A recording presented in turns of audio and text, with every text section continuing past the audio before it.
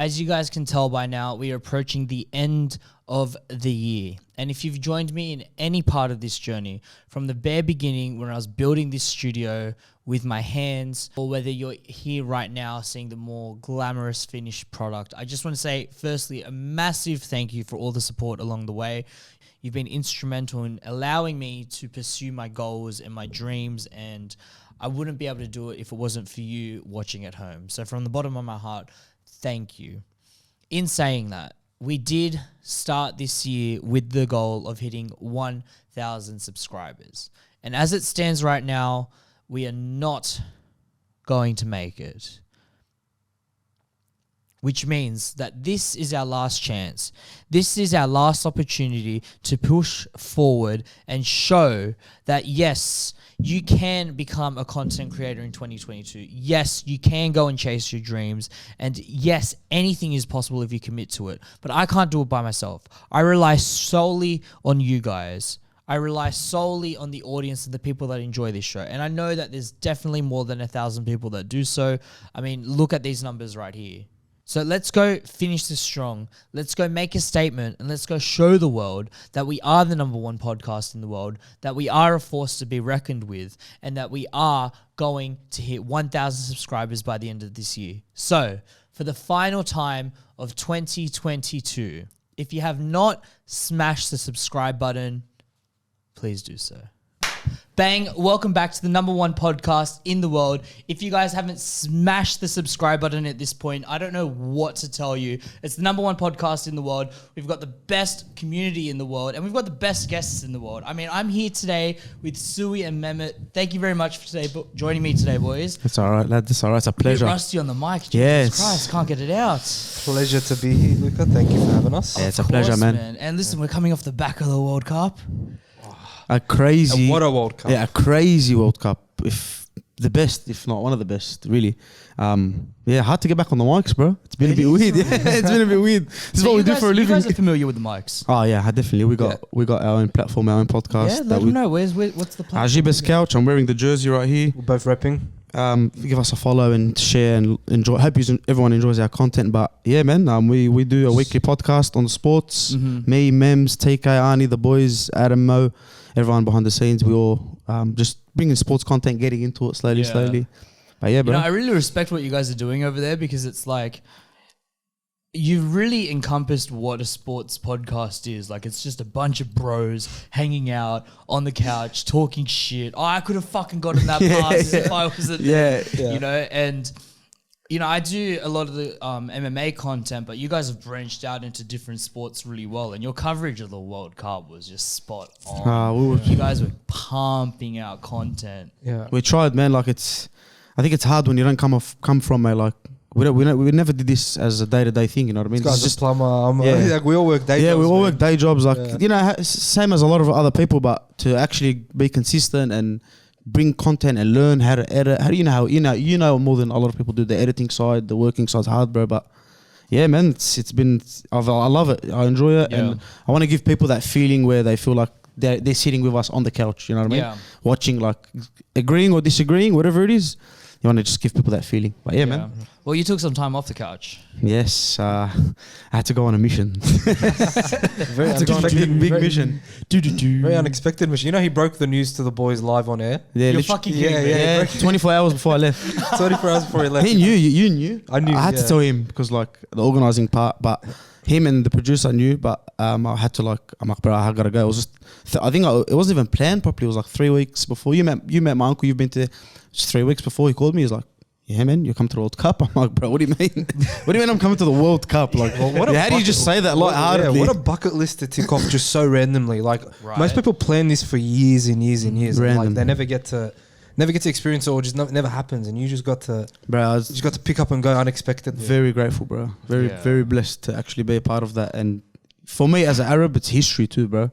Being in one of our countries, and then as a Messi supporter, bro, being at the World Cup that he won his last or international trophy, you could say. Yeah, bro, big blessing, bro. Thank God, grateful.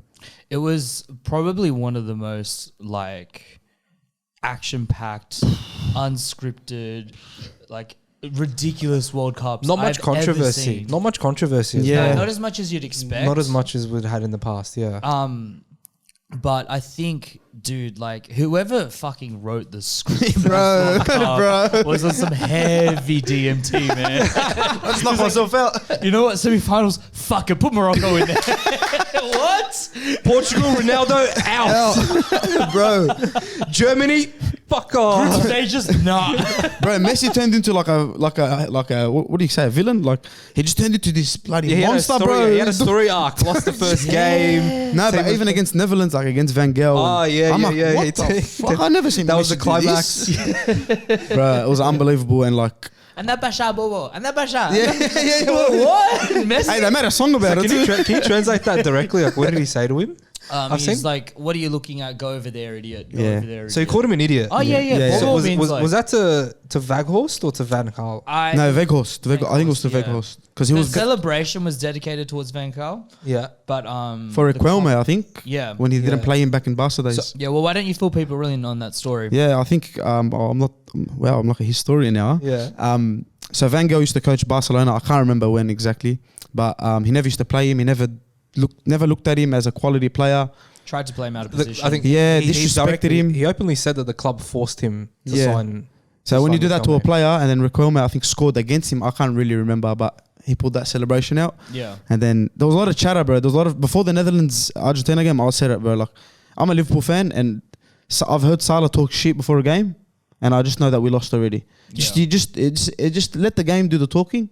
You know what I mean? And then after you can talk all the shit you want because you won the game. But You know, there is something about that. Like, whenever you see players talking shit, like a day or two before the game. every one of our Argentina's opponents said something for the game. Yeah. Theo Hernandez is like, we're not scared Where of. is Messi? Yeah, we're Where not. is Yeah, bro. Even with France, like everyone was talking about Mbappe before every game. Yeah. I think England's the only team that didn't really buy into that chatter. Yeah. They really said The media did. The English media. We're not gonna roll out a red carpet for him. But Dude, we're when playing Luis Suarez said, "I'm not apologizing to the Ghanaians," I was like, they this is some twisted bad that. voodoo, No, bro. but they Like, I don't twisted think that. he- They twisted that. I don't think he said anything wrong. No, he just. he didn't say anything wrong, but Yeah. it came across like he was talking No, shit. no, but- And I was like, I just know football voodoo. Like, this isn't going to be good for us. Man, nah, football voodoo is different. No, but, different. No, but what they do, they take what he said, They chop it and yeah. put it as a quote, and then put a photo of him like with a little bit of an angry face, Yeah. and it's like not even the photo from the interview that I watched the press conference when he said it, Yeah. and I'm like, Suarez is like saying this so nicely, you know what I mean? He's just trying to say like it's in the past, Yeah. move on, you know. All he said was anyone in that situation would do the same thing. Of course, You would. bro. I would. Bro, we've seen this is what the World Cup does, right? To people don't understand this.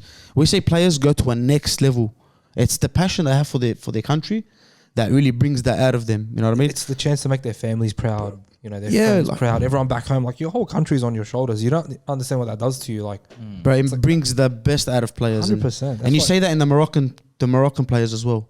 Like the way they fought every game, bro. Saudi Arabia against Argentina. You see the way they played. They couldn't replicate that after, but yeah, ask him to do it week in, week out on a club level. yeah, it's different. It's not all different. players It's can. different. That's what separates the elites. Because it hits like a different note. It's like there's that sense of tribalism. There's that sense of like deep respect and desire to win for your country. It goes back to like our ancestors, man. Like we would go to war for our tribes. We'd see another tribe and go and slit their throats and rape their women. Literally. Fortunately, you can't do that anymore. So Not agreeing with that. the best thing we've got is the World Cup. Yeah. And you feel that energy, and you feel that tension, It's that you feel that patriotism. passion. Yeah, the Dude, in the crowds, how many games did you go to? Bro, I went to like 7, 8 games. I can't remember exactly, but something The around there. tension in the crowd, man. Like The only game I went to that I didn't feel tension was probably France, Australia. Right, Like, it was just like two like the support base wasn't really. It was the loud. first game for both. Like, Yeah, and it was the first game for both. and but I don't think there was much expectations on that game either. Yeah. Like Australia were Yeah. kind of like, well, fuck. yeah, let's just try not to concede What 5. about Canada, you know what I mean? Canada, Belgium? You were saying, Bro, I went to Canada, Belgium. Yeah. It was midweek. I was speaking to you then. It was midweek. It was 10 o'clock at night. You know how annoying those games are to go to. Canada, Belgium was one of the games I went to where I didn't really feel like going. I was tired. You know, it catches up on you, bro. Like, onto a couple of games a day. But, bro, I went. My uncle's like to me, just go, man. Like, come on. Like, I'm not going so you to. didn't want to go. No, it's not like I didn't want to go. I was just tired. Like the mood, like the vibes weren't right. The mood wasn't right. I was like, it's 10 o'clock at night. It's a little bit of it's an hour away. You know what I mean? I'm complaining about an hour away, by the way. And then, bro, I went there and I was like, holy shit. Canada get a penalty in the first 5 minutes. They miss. I'm sitting like, Canada's on my left, Belgium on the right, fans. And they just, bro, it was like the crowd was like, holy shit, bro, what's happening? What the hell? From the Canadians of all people. Yeah, I'm thinking like Canadians, I don't know, like, I don't really think they're big. Soccer, You know what? The North Americans have really surprised me. Turned it up. World Cup. The United States and Canada in particular, like you weren't. Whenever you see them in a draw in the World Cup, you're like kind of like, oh yeah, they've got like. They might win one game or like They've got an easy qualification route. They're going up against no one. Like it's pretty straightforward for them to qualify for a World Cup. They don't really deserve to be there, you know. And then I was watching the US team in particular and the intensity that they brought to their games and the technique that they brought to their games. You would never expect that from the United States, and they've become a genuine threat. Yeah, like you go up against the United States, you need to give them their respect. You have to take that game seriously because they might pull out a result. Bro, might surprise the you. biggest thing was against England. Yeah. They looked like they play football, not soccer. You know what I mean? Against England. You know what I mean? Now, honestly, because before that game, I seen all the memes and like, you know, we follow a lot of pages on Twitter, English football pages, whatever. And they're like, lol, we're going to smash them. But I'm like, then because I went, that's the only England game I went to. And I left the stadium, I'm like, bro, that was like, they just literally like, even though it was a draw, I don't think anyone, I think it was 0-0. It was a 0-0 game. Even though no one scored, I think you will say won that game like at heart. They really won it because they showed more heart and played better. But yeah, man, you got to start giving respect to those countries. And the next World Cup is there too. US, Canada, Mexico. So you just know that they're gonna invest more into their football side. Well, the US is such a sporting country, man. They invest billions of dollars sports, into the NFL, gambling, billions of dollars into the NBA, billions of dollars into baseball. So if they put that kind of commitment towards their football team over the next 4 years and they're hosting it, so there's even more pressure. They've already qualified and they've got, you know, the eyes of the world watching them. I mean, bro, they might come like I agree. Could be the next Morocco. I agree. I don't know if they have the heart, but no, they could, man. No, they could. They honestly, could. like they honestly in could. the sense that they could end up in it somewhere where you wouldn't expect them to. And they have the money, like they have the resources to do Exactly. it. You know what I mean? They're not like, it's not like a country that's lacking with anything. They have all the resources they need, and bro, their people love sport. Yeah, it's just crazy. So it's I was like, gonna say from there, like they fall in love with sport from a young age. Yeah, so, yeah. Like you pick it in school. Like you pick do you want to do athletics, like combat sports? You want to do wrestling? You want to do football? Baseball, like basketball, like you pick at a very young age and you just stick with it. And I think they should start averting more people to soccer or football, soccer, whatever you want to call it. Soccer. Yeah, I think they're going to start diverting more people towards football and growing that. Then it could become big, man. Like the MLS has a lot of investment. I think the MLS is actually got a lot of interest. I think it's actually building up very, very nicely. Yeah, I mean, better than the A-League. Yeah, I look. Bar's not very high. The A-League has been it's taken a few L's this year. I think especially with the Paramount play. The Paramount play really killed it. It just wasn't getting the coverage it needed. I don't know. I was just never Fox into just ran out of the. You liked the A-League. I was never into it. I used to love that. Yeah, you used to be a full You're a big You Sydney want to tell them the FC story? boy, huh? Big Sydney FC fan, but yeah, not allowed to go to games. He's for a while. banned. You like it up the arse, don't you, Sydney FC boy?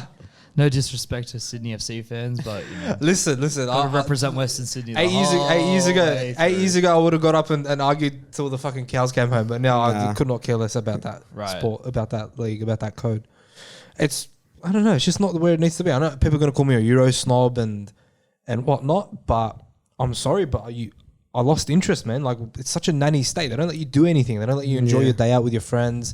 Yeah, it's fine. Some of us are getting into trouble, but like 5-year bans, 10-year bans for like the most mediocre stuff. You sound like you're taking this personally. Of course I'm taking it personally. I was one of those people that got banned for like nothing. What did you get but banned look, for? there's some fans that overdo it, bro. Like, Hey, wait, I want to find out. What did you get banned for? I'll tell you off camera. but there's some fans that overdo it, bro, and ruin it for everyone else. I understand, but like the At way the same time, like, do you remember the Rebecca Jones stuff that was happening in the A-League when they started leaking banned photos, banned fans' images? Fill me in. So what happened was, I think it would have been 2016, 2017, around then, a journalist got a hold of all the band members from A-League clubs. So from Western Sydney, Sydney FC, Melbourne Victory. And she leaked all their faces and details online in the name of journalism. So there was massive backlash. And the A-League actually, I think, gave her that information and she leaked it onto the You see what into I mean? a newspaper. you know what I mean? Just to like be like, oh, look at these hooligans, look at these thugs. Most of those people weren't banned for hooliganism. They were banned for drunken disorderly, popping off a flare, which I think is very harmless things. Yeah. And they're treating them like criminals. And there was a massive backlash. Well, it's also highly illegal to leak people's private information onto the internet. Right. And some of those people were underage too. I had a friend who was underage at the time and they leaked his information too. Well, like it was a big thing and fans were walking out of stadiums protesting. I'll give the A-League one thing. The fans are united when it comes to things like this. Yeah, absolutely. yeah, but I think the fans and the actual sporting body needs to be united. You know what I mean? Like you look at the Premier League, you went to. I know it's on a different like scale, but you went there. They made sure that you and the Liverpool fans never walked out together. Yeah, that's so Phil, listen, you spent some time in Europe while we were in Qatar. Yes, and you went and watched a couple games. Even before, bro. Don't give him that. We had 3 weeks. He had 8 weeks. Oh, you had 8 weeks over I was there for 2 months. Yeah, man. 2 months. Yeah. So you would have watched a fair few games then. I only watched 3. Because the World Cup started while I was there. But the first game I went to was Liverpool versus Manchester City at Anfield. And I went as a away City supporter. There was only 3,000 of us. And that's like a home game for you guys as well. Oh, it's a 45-minute journey, but for me it was. I'm not considering it. 3,000, bro.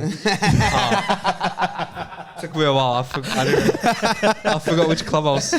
Nah, go on. But so after the game was finished, we lost 1-0. Unfortunately, I went all the way there for a loss. I need a refund, but we lost 1-0. Sorry, keep going. No, that's fine. That's fine. Do it. All the bad time, I can take it. No, you're right. Go on. We lost 1-0, and after the game had finished, they didn't let us leave our section for 30 minutes. We had to stay, and after 30 minutes, there was a massive police escort outside to take all the away fans out of the away bay, escort them through the park that's outside the stadium, and then to the buses that were going to take the Manchester City fans back to Manchester. Whole police escort, like horses, riot squad, everything, escorting us slowly back to the bus to go home. Which is unfortunate, but it is the way it has to be. Do you see how the league they prevent it before it even happens? They understand what can happen. Exactly. They understand the passion. They understand. You know, I watched a couple games in South America while I was over there, and one of the most tense games in Uruguay, Peñarol Nacional, like people die at these games frequently. Passion, bro. Like it's proper. Like oh no, they fight each other. Like I know. Like it's next level. It turns into fucking brawls. I'll put some videos up somewhere there. And even over there in a country like South America, which has like no money, no resources, the stadiums are held together by duct tape. They knew that like the right way to escort people out, the right way to have police presence, the right way to get people onto the buses. Once you're on the buses, then you're all on your own. This one time I was in a Peñarol jersey and we're going just through these random suburbs in Uruguay, man. And it's sketchy. Like this is fucking sketchy. It worries you too. Especially you're not from like you're not. You're from there, but so my parents are Uruguayan, but I was born here. Yeah, so you're not used to that scene on a daily basis. It's not normal to you to be around all them kind of things. Exactly. And I remember like I was just kind of chilling, sitting in my seat, minding my own business. I barely spoke Spanish at the time. So I was like, just fucking everyone stay away from me kind of thing.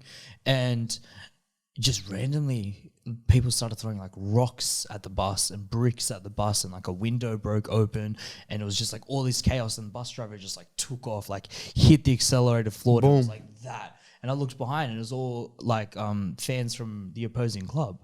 Fuck. And this is just like in a random quiet street. They just saw your jersey. They just seen Like it's passion, bro. It's passion, it's deep, and it's the way it is. And so, Europe with all their money and all their resources and with all the experience, because they've held these high level leagues for so long, it just prepared for those kinds of things. Yeah, and I feel like we don't handle one Australia, like just banning someone. Yeah. And just bringing like a big name player isn't going to solve. You're not doing justice to the sport by banning supporters as well. Like it does nothing except kills the numbers. Like I used to be so invested in the A-League. Yeah. Now I have zero interest. Mm-hmm. Like I don't even like actually zero. Yeah, absolutely zero interest because I got banned. Like you're turning people away from the sport. Like genuinely, I got a tattoo. I got a Sydney FC tattoo. This guy's like die hard. Yeah. I was dedicated. Man. Can we see it? It's a bit. I'll show you off camera, but it's like it's right here. He's gotta drop his pants. Yeah, I gotta drop my pants. drop him. Not on camera. I'll get in trouble. You get censored. So yeah, like I was genuinely passionate, and that ban just killed my vibe. Like I lost all interest in the sport, and you do that to a lot of people, and that's Football Federations Australia's response to everything. Ban.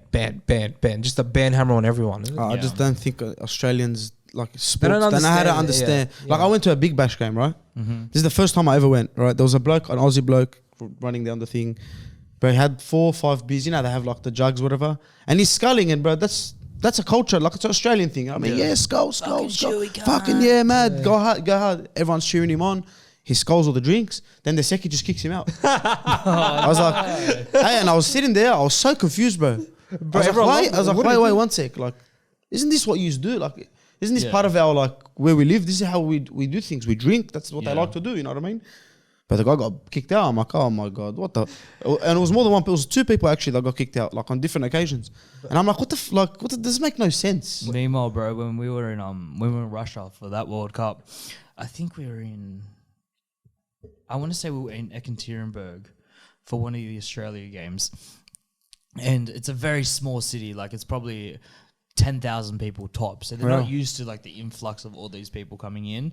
And you know, the Aussies were playing, and I think Australia won that game actually, and we were like going nuts. You know? So naturally, where the Aussies go after a pub big game, you've got to go to a pub, have a drink, have a pub. So and there's so many Aussies there because Aussies love to travel that they had drunk the entire city out of beer within like a couple hours. There was no beer anywhere. Wow, as if that's not a big story. That's fucking brilliant. Bro, that's massive. That's brilliant. Bro, it was like Aussies out drink Russia. Russians dry. What the fuck is going on? And the clickbait would have been crazy on that. The Clear Spirits, they got it, but I don't think they drink much beer. That's why. No, they're not. But we are digressing. We didn't even talk about Argentina yet. Yeah, Argentina. Yeah, we didn't even talk about Argentina. Yes. Okay, so of course. Sorry, back bro. on track. The Argentina have officially won the World Cup. They're champions of the world. Congratulations, Campeón del mundo. Muchachos. I learned that word, muchachos. I'm the most least Argentinian in the world. And Messi has completed his legacy. He's absolutely done. There's nothing left for him to do in football. He's done it all. He's one of the very few players who can say that. Bro, it's complete. Like it's done. It's finished. It was so beautiful to see. It was yeah. For me, you want to let me answer this one? Go for it. For me, he was always like in my eyes. 3 years ago, 4 years ago, he was the greatest of all time. Seeing like the things he did with the ball, I don't think you ever witnessed that. You might see someone do a dribble and be like, "Oh my God, that was Messi!" Like, and then you turn around and say, "That's the dumbest thing I've ever heard." Don't even ever say that because there's nothing that compares. You know what I mean? But that trophy, especially on his national level, like his national team, what he achieved with them, that trophy just said, "Bro, there's no more debates. I don't want to hear anything. Leave me alone." That photo when he's sleeping with the World Cup of the trophy, I saw that. That was like with his mate in. Yeah, with his mate in his hand, he's like, "That's it, bro. I've completed football." Yeah. Like I told him, if he wins that trophy, he should just retire on like just be like, "Thank you very much, everybody. I'll see you all later." Then people actually appreciate. I think this World Cup, people started to appreciate him more than ever. For sure. Because 35 years old. I think people realize that we're nearing the end. Yeah. I think a lot of people are now realizing that that Messi Ronaldo era is finally like the chapters are closing. Yeah, like it's sad to see how Ronaldo went out. Like, bro, I'm not the biggest Ronaldo fan. You know that. But to see him walk out in tears wasn't a good look. And just the fans attacking each other, I just think that it shouldn't happen. And finally now we have one GOAT. You can have your own GOAT, but there's one man that's done it all, conquered all, and I don't think anybody comes close. There's no debate. That's the thing. Yeah. Right? Like the World Cup is the absolute pinnacle mecca of football. It's the highest level. It's the highest honor and the highest achievement. And sure, Euros is great. And sure, however many Champions Copa League America, is great. Champions Leagues. You know, all of that's great. But if you don't have a World Cup to your resume, you're not on the same level as Pelé. You're not on the same level as Maradona. You're not on the same level as all the GOATs that we talk about from previous generations. They have all won World Cups. And what we have to keep in context here is that the level of competition that Messi faced is unprecedented. You know, Pelé scoring 500 goals back when... Bro, Pelé had 3 World Cups. Yeah. As Suey would say, spinner. Yeah, spinner to me, bro. Nah, I'll never disrespect like history, but I think those guys laid the foundations. Yeah, they laid the foundations, but it's a different level. Ronaldo bro. Not getting a World Cup doesn't knock him out of that GOAT. Yeah, it doesn't. He's up there, like he's just a brilliant number 2. Yeah, that's the best number 2 in the world. And it's completely fine. You know what I mean? Like Peter Drury put it perfectly. I don't know if you've heard Peter Drury's quote. He said, I could listen to Peter Drury. Bro, listen, Peter Drury, you're going to do my wedding. You know my wedding? Listen, hey, look at this is the camera, yeah? This is the one right here. You're going to present me walking out into my wedding with my wife, and my wife's gonna think that I'm crying for her, but really I'm crying for your beautiful words. It's poetry. Bro, I love him so much. But when we turned it on and it was Bar and Tyler, I was so dirty. Yeah. I was dirty, especially by himself. I feel bad for him, but no. Peter Drury said it perfectly. He said, if you're looking for talent and just to fall in love with football, then Messi is. He said Ronaldo's the athlete. Ronaldo's the athlete. You know, the freak of nature. The guy you look at, you go, wow, like what a perfect footballer. Looks like the perfect footballer. Messi doesn't look like that, but for talent, for the beauty of football, and I always say I love how South Americans play football. The eye test. South American football is beautiful. It's way better than European, but he's just the embodiment of South American football, and he made a lot of people fall in love. Yeah. So you can't argue that also goes into the GOAT debate. You know, how many people watched him and went. You know, I heard Lex Friedman say this the other day, where it was like you can play just a silhouette of Messi on a screen, like not even see his face or his shirt or anything, just like a shadow of him, and you can pick him out straight away. I've seen that as well. Yeah, I've seen that somewhere. That was so beautifully put. I was like, yeah you're right. Poetic. It's just, bro. Like I fell in love with football from Ronaldinho, then Messi. Yeah. Like watching Ronaldinho was like, bro, you can't like just dancing, the flair, the South American, the Brazilian coming out of him, like then finishing, going and partying, going on benders, like then coming to training, like it's all good. Respect it. Yeah, you like respect it, bro. Like it's all good. You were never a GOAT, but like. Yeah, but like you're the GOAT to a lot of people's hearts. Like the reason why they watch football is because of Ronaldinho. And Messi has that same thing. And Messi has that, bro. Yeah. And you know what was really interesting about this World Cup, and particularly with Messi, was that they weren't his best performances ever, right? Not at all. They weren't. But like, you could tell that he has aged. You could tell that physically speaking, he didn't have the same presence as what he used to. But that was fine because he's had such solid technique and such solid skill that he had the ability to do that. And I think that's the difference with Ronaldo. Yes. Ronaldo was so dependent on his physicality and his presence in that sense. And whilst he was obviously very skillful, that wasn't his priority. That wasn't what he was more focused on. And so as he's declined, or as his age and his physicality has declined, he just doesn't have the same impact on the game. You got to remember, but he's 2 years older. So he's a couple of years older. But if you like Messi at 35 can still, I think maybe I'm wrong, can still be a playmaker. Yeah. You know what I mean? Like, you think he's got a couple of years left in him? No, I don't think he'll play anymore. I think that's it. He's conquered football, bro. He'll probably play a Copa America. He'll probably finish out his contract with PSG. There's I want him to go back to Barca until the next Copa America, so I could see that happening. Maybe not I don't know. starting. Maybe if he goes to like MLS, then he'll definitely do it because he'll chill out. He won't play every game. I want him to go back to Barca. Nah, I want him. I really need him to go back to Barca. Yeah, I need him to go back there and just play one more year in that jersey. And just get Wouldn't you like to see PSG win a Champions League though? I would. No, I don't. No, I would not. I don't really. Are you serious? Honestly, I don't really care. No. Like, it doesn't. Nah, I don't really care. Oh, bro, I just especially had a heart imagine. Can you imagine Mbappe after that? Yeah, don't say things like that. You can't talk to him after that. You already can't talk to him. You already can't talk. He's a billionaire. He owns half of PSG, bro. Bro. Don't chat to me, bro. That's Mbappe. Nah, I don't know. Like, I find it funny that the City fan doesn't like PSG. Like, you guys aren't exactly the same club. because they have spending battles. That's why. Nah, listen. I think PSG is smarter with investing their money. No, sorry, PSG. City. Way PSG smarter. invested a little bit more stupidly. That's because they acquired their money a little bit more recently. Yeah. So, I don't know. Like, you can't really say City and PSG are the exact same club. Nah. I think City still has that home feeling to it. Like, when I went there and I was in Manchester and it was game day vibes, it still felt like the people owned the club. I think they're building. They're building slowly. Yeah, they're building something. Like, families were welcome to the games. Like, it felt like a very, very family homey club. Like, it just had this like warm feeling to it. And when you go to a PSG game, it's not so much that. It's a lot of people, I'm here to see Messi, I'm here to see Mbappe. But do you think that's just the French attitude? Do you think it just doesn't translate? Because the French are like, you know, stereotypes exist for a reason, and French are known for being snobs. French are known for being very up-nosed and very... I haven't been to Paris. I haven't been to Paris yet. No, you're not going. Dude, the worst 24 hours of my life was in Paris. Yeah, he went to Paris. Really? He didn't like it. I don't know. Have you ever been? I've been, yeah. Did you enjoy it? I enjoyed it, but I'm like, I kind of like being around those people. Really? Oh, yeah? Yeah. You like the not bouginess for of too that. long, but I like the feeling and the presence of Yeah. it. Okay. Like, I like being like, oh, this is cool. Yeah, Like, you the know. bouginess to it, the Yeah. little elegance and that. Yeah, Yeah, like, you know, when you go... I do too, but I don't know if I'm trying to speak to someone, if I'm saying hello to someone, Yeah. and they're like Nah, I'm fucking out of As this. soon as you speak English, you just you've lost social points. Bonsoir, like you have to. But you have to admit, the French language sounds amazing. You like it? I love it. It sounds so good. Even French English accent sounds so good. bien avec toi. Oh yeah, Lucas got it. Parlez-vous anglais? Yeah, Parlez-vous anglais? it just flows so Yeah. much. I gotta take Even it. even their names are really cool. Yeah. I gotta take it to Beirut, man. Beirut. Your life's over Yeah, after there's that. French people there too. They speak French. It's French. Indulge. Even their name, Olivier Giroud. Yeah, Yeah. I think Ma Giroud's Pape. Italian too. Huh? I think Giroud's Italian as well. Something Has something in him. Yeah.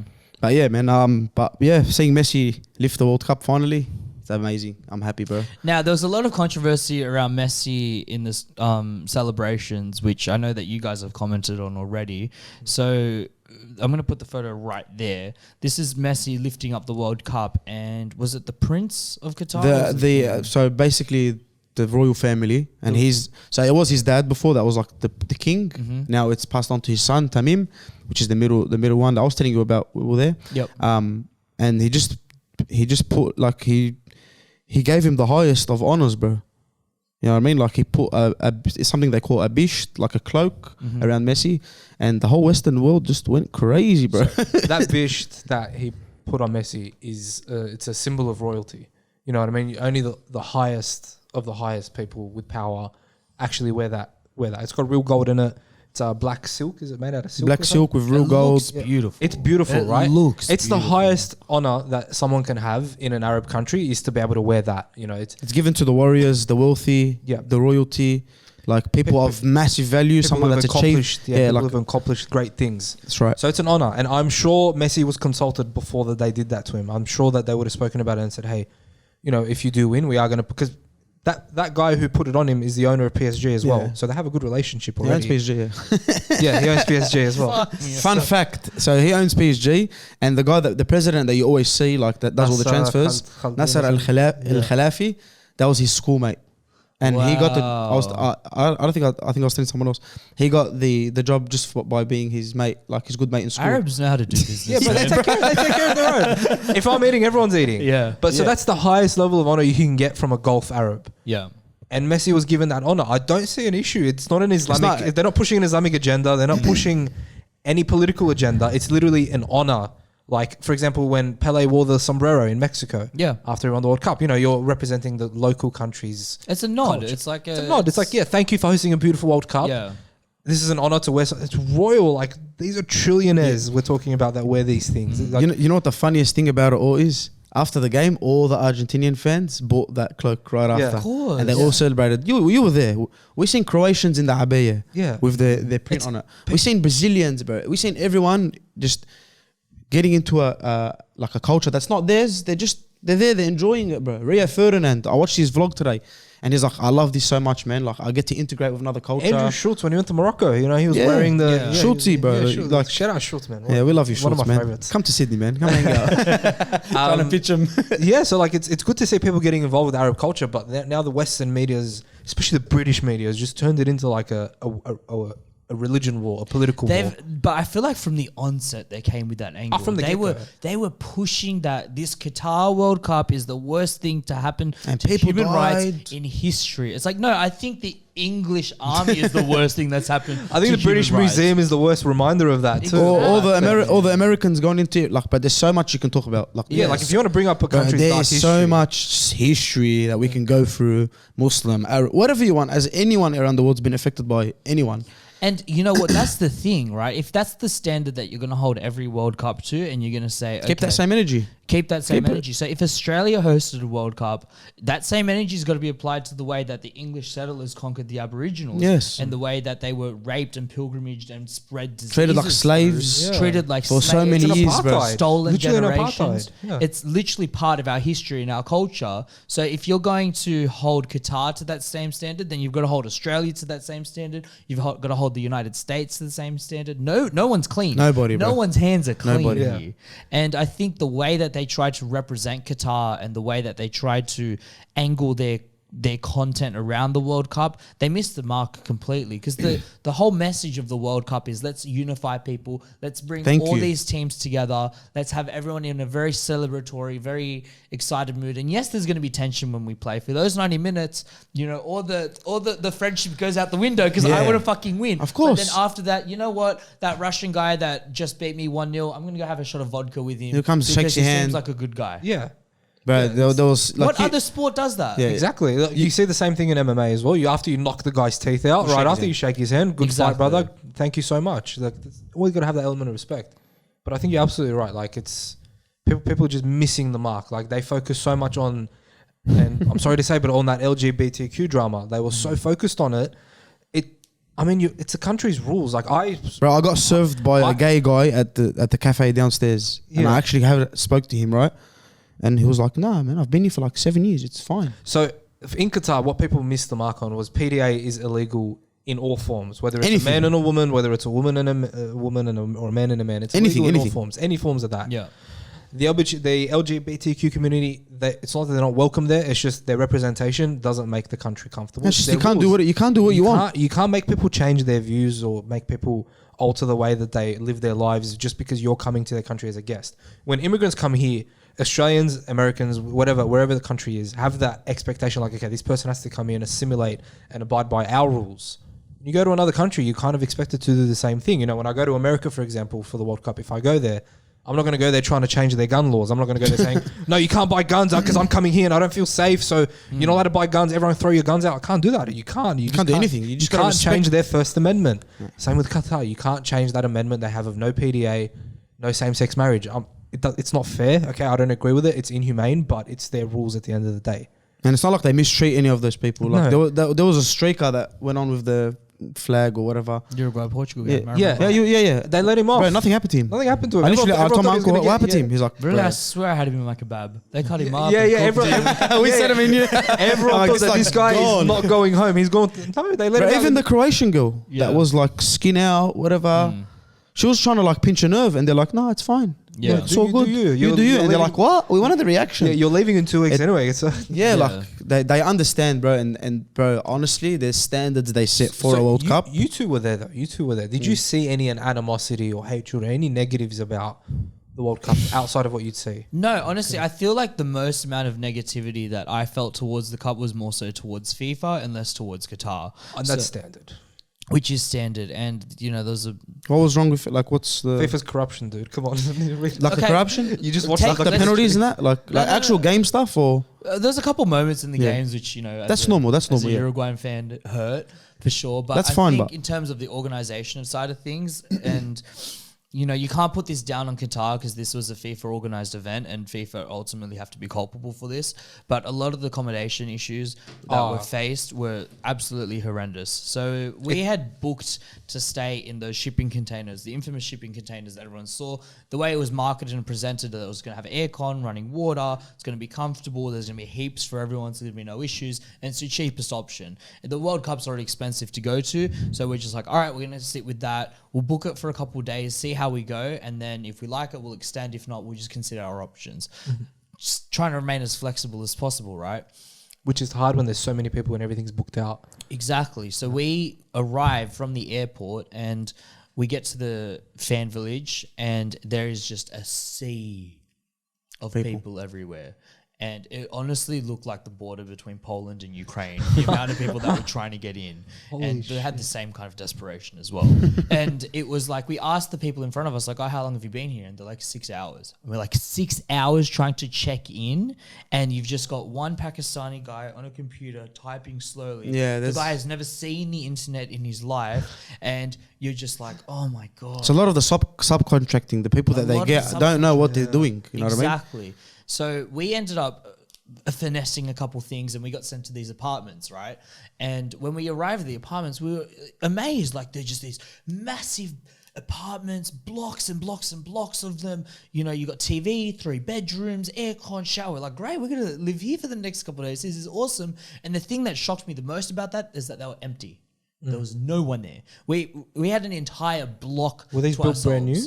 Brand new. everything. They were still painting them on the outside, bro. The That's how country, new they were. the country has changed. I went there in 2019. Yeah. But it's changed. Come on, the infrastructure that Qatar built for the World Cup is impeccable. And people were saying like, absolutely, all of that area in the Middle East is just like, it used to be desert. Now you're seeing cities, like civilizations. people were like, they can't handle it. Like the thing's not even ready yet. Yeah. I'm like, what do you mean? What's not ready? Like I'm here. Everything's sweet. Everything was great. And so we stayed at these apartments for a couple of days, and then they were like, okay, like you need to let us know what you're doing. And we're like, okay, we're just going to extend our stay here. And they're like, you can't do that. Like you have to go through the hire card system and you have to go through FIFA. So we tried going through FIFA, getting that done. FIFA just listed everything is booked out. We're looking around. It's Nothing's empty. Yeah. It's absolutely like an entire block, not just one apartment, an entire block. We were the only ones in there. Like, how can you tell us this is booked out? Yeah. Like, that doesn't even make sense. I think so. We ended up going back to the fan village, and then we stayed in the containers for another couple of days.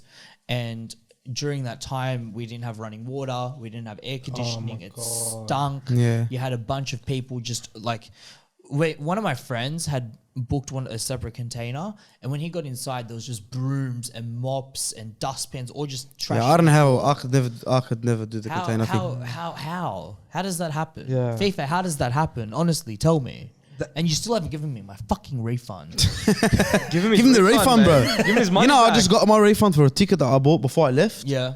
Because I bought Australia Tunisia ticket so I can get my hire card. Yeah. And I just like, I don't want, I'm not going to go to it. I refunded it. I just got it like 2 days ago. Yeah. And I was like, what the fuck? It's free money. I feel like FIFA makes enough money from these tournaments. They make boatloads of money from these tournaments. I think they make enough to invest in resources to help the country, to help the host nation run them. Absolutely. Because at the moment, the host nation is expected to pay for everything and run everything on their own. Granted, they're going to get an economy surge because they're going to have a lot more travelers and a lot more tourists. But FIFA makes enough money to help out, and they should be helping out. Yeah, it was really poorly organized. How about everything? Like in terms of like what Qatar actually provided, shopping centers, metro. You went to that stadiums. You went to that place. I went to that place. Metro. Bro, this guy messaged me. He's like, "What is that?" I'm like, "I sent him location." I'm like, Pearl? "Nah, Vendome." I'm like, "Just go there. Just go." But is that the shopping center with the river? Nah, that's Villaggio. That's another one. Okay. Now, this one had that big. Like it had like a statue kind of thing. Oh, the old man. The old man looks like Castro. It looks like that streamer Castro. I sent him a thing. I'm like, just go there. Did you guys see Castro's World Cup seats? Yeah, he had the best. Did you see where he was? Messi scored that 118th minute goal right in front of him, and then celebrated in front of Castro. Like he got the best. He got the best footage. I'll send it to you. It's unbelievable, bro. But the shopping centers and that, bro, unbelievable. I was like, whoa, what is got everything aircon everywhere. The Ubers were so cheap, bro. Did you get in any Ubers? Oh, bro. Yeah. All I did was Uber. All I did it was like 20 real. What about that next to you, the Metro fucking... Oh, yeah. Bring it up, bro. Metro. So you guys would have seen, obviously, all over TikTok, the Metro Man. I actually killed the Metro Man and took over his job completely. I was sitting there for 6 hours a day trying to pay for my accommodation. Like, Metro, this way. Flip it, show them the face of it. Any tips? Yeah. There it is. Oh, and also, if you're looking for the subscribe button, it's this way. That way. Send them that way, guys. Whack them. Smash it, destroy it. Yeah, I had to keep the souvenir. Nah, I was mad, but I wish I got one of them, bro. But a good experience, man. I think the feeling of...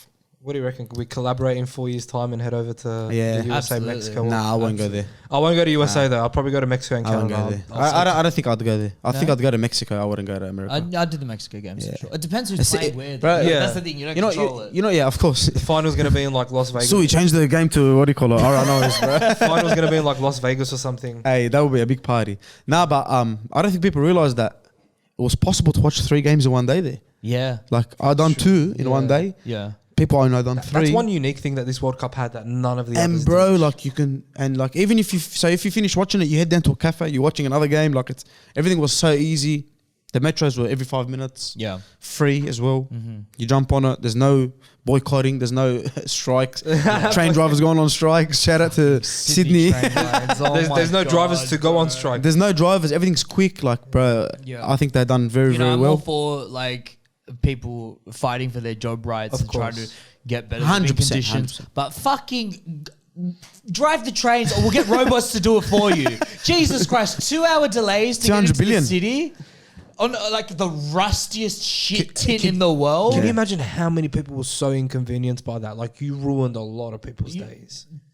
Bro, how good are the trains? But maybe it costs a lot. The actual seat, like the seat. I think if you go towards the front of the train as well, there's like first class. There's like first class, bro. You see like this seat. I'm like, hey, this is hectic. Dude, you know what's scary? The tube in London. It is the scariest. Why? Quick. Like, it's quick as fuck, but these trains are noisy. Like they rattle and they shake and like they're just so old. Like they need to update that stuff, man. Like if City of London, what's the TFL? They'll learn from Qatar. We're giving pointers to everyone. Yeah, we become ministers. FIFA. We become ministers or something, bro. bro. Who have no idea who we are. We're just blokes on a couch, bro. But you know what? Football Federation Australia might see this. I'm still dirty. Unban me, man. Hurry up. I'm not even going to go to the games, but just unban me. I actually met with Football Federation. I told you, didn't I didn't tell you? No, I'll tell you after. I met up with them over there. Tell me after. I'll tell you after. It was a good experience. So you guys experienced a lot of pool while you were in the World Cup creating all this content, and there was actually a moment where you guys went viral. Do you want to talk about that? Yeah, the Aboriginal flag video, yeah.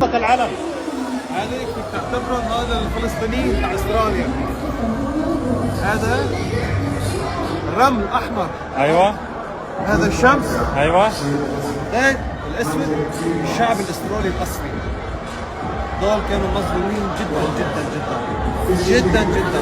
وهلا في يرفعوا راسهم. عندهم علم بعد 200 300 سنه في يرفعوا العلم تبعهم. هذا العلم الاصلي تبع بريطانيا. نعترف فيه بس اعترفوا بالاصلي. On TikTok.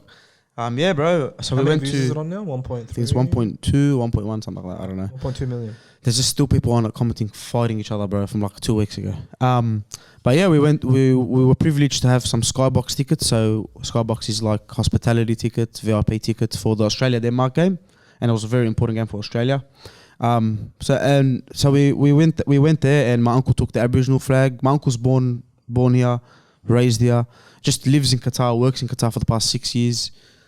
He's like, I want to take the Aboriginal flag. I want to like represent original, you know, like this is one of the most original flags that like it represents the original people of Australia. So we took it in. At the door, the security stopped us and said, what's this? You know what I mean? We had to sit there and explain. And I'm trying to understand why they're like being so negative about it. And then he's like, it's just for safety, just in case it represents a gang or it could just represent anything because they don't know. They don't have could cause a commotion in the stadium, which is the last thing. That's right. And bro, you know, you couldn't even take a lighter into the stadium. You know what I mean? So they're very, very safe. So now my uncle sat there for like 20 minutes explaining what it is. Then they pulled it up and then it was verified that it's actually the Aboriginal flag. We took it in. Mad seats, enjoyed the game. Australia went through. At the end, people were walking past, Australians were walking past and giving us just the biggest dirties, bro. Because my uncle had on like the glass and like he was waving it around. I was waving the Australia one. He was waving. Taking photos. We're taking photos, yeah. Like we're actually with like Qatari locals, like people that, and like it's not like random people. There's like people high up in the government or whatever. We're actually sitting with them and they're like, why is one of them goes, why is this guy giving you dirties? You know what I mean? And I noticed it and I'm like, what the hell? And then my uncle just looks, whatever. They walked off and then he goes, what's this flag? He doesn't know. They don't know, bro. You know what I mean? Like, they don't live in our world. They're not part of the Western world. And then my uncle just explained it to him, explained what it is. And, you know, these are the original people. We respect both. But, like, I like to represent these people. I like to show who they are. And, yeah, bro, I just translated it and put it on TikTok just to, like, show... Just to, like, I don't know... Solidarity. I like to spread, like, a positive message. I put it on my Instagram. Josh Araka, Aboriginal, proud Aboriginal man, replied to it. I shared it for him as well, so he can share it on his platform. But yeah, everyone loved it. A lot of people enjoyed it. A lot of journalists hit us up to do it. I only did one. Me and my uncle actually. We only did one interview with Tracy Holmes. Shout out to Tracy Holmes, lovely lady, covering the whole thing in Qatar. But yeah, a lot of people hit us up. I just didn't want to like keep. I don't know how to explain it, but like. I'm not an Aboriginal person, so I've explained myself once. This is the second time, and I think that's the only time I'll explain it. I just wanted to show a positive message to them and like make them happy and show them that other people ask about them and now other people know, you know what I mean? Other people learn about it. But yeah, man, that video went crazy and it's still going crazy to this day, bro. It's good, like it's good to represent them as well. Of course, that was the whole thing, really. It's important to give them representation because a lot of the times they... You know, it makes them happy. It makes them genuinely happy when other people acknowledge their culture. Because they still face a lot of things to this day, bro. Like, to this day, man. And like, And being an Arab, being a minority in this country, we know how it feels. Not as much as they do. I mean, we have people in our communities that are minorities in other countries as well. Like, we know what it's like. So representation means a lot to these people. 100%. And that was the main reason why we did it. Just spread representation, because Australia's at the World Cup, but we want people to know that Aboriginals are also at this World Cup in spirit. Even if we don't have any Aboriginal players, they're still represented, because it's still part of our culture and part of our legacy. It's their land, bro. Country. It's their land, of course. And a lot of Australian people respected it too, man. I got a lot of beautiful messages, a lot of positive, beautiful reactions, and a lot of negative. As a whole, I'd say it was 80%. 80% beautiful to see. Yeah. 20% people upset about certain things. The positive definitely outshines the negative. And I don't see how people can find the negative in that. It doesn't make sense to me. Well, what are we supposed to do? Pretend like it didn't happen? Yeah. But it's just it's just so easy to comment off a fake account. It's just so easy. It's the easiest thing you can do on TikTok. And generally username 6311 commented. Do you know what I mean? And generally speaking, it's the negative people that are the loudest, and they're the ones that are most willing to engage, because they want to try and change your mind and prove their point and stir a reaction out of you. Whereas the people that just comment through love hearts, that's it for them. Yeah, definitely. We had some major Aboriginal influencers from the Aboriginal community that actually reacted to the video with a duet. Yeah. Giving it more of a platform, spreading it out. So I think that's how I got to like 1.2, 1.3 mil. The name precedes me, but there was a couple of them. Adokar reposting it, did it like you mentioned. Shout out to Adokar, my brother. We love you, Adokar. He's a legend, bro. Yeah. He's a legend. So that gave it a lot of views, but the negatives, I don't understand it. I don't know why anyone would have a problem with what. Well, look, dude, I think. Social media, that's the only answer. I've been spending a lot of time on Twitter lately, especially. Oh, dude, toxic! Don't do that, bro. Yeah. It's the worst. It's toxic, bro. Twitter. Twitter ruins his mood on Twitter. I never touched Twitter my entire life, and when this whole Elon transition happened, I was like, okay, I'm gonna start paying a little bit of attention to it, because for me, one of the most important fundamental rights of every human being is the ability to speak. Of course. And I think free speech is the most important human right, and I understand that it probably does have a couple bounds and a couple limitations, such as doxing people, for example, but we should always be leaning more towards the freedom of speech as opposed to the suppression of speech. Of course. And that's just, I'm not willing to negotiate with anyone on that. And so I was really excited about the fact that Elon's getting behind it, and he gave Trump. He just does things for fun. I find that guy just does things for fun. He gave Trump his account back, like it was. Yeah, exactly. He just has the ability back on Twitter, which is always entertaining. And I was so surprised by like just the tweets and the comments about him and the negative press that was being spun. People were saying Twitter was going to go under. Yeah. About Elon. Yeah. When Elon took over and made changes. I was so shocked by that, man, and.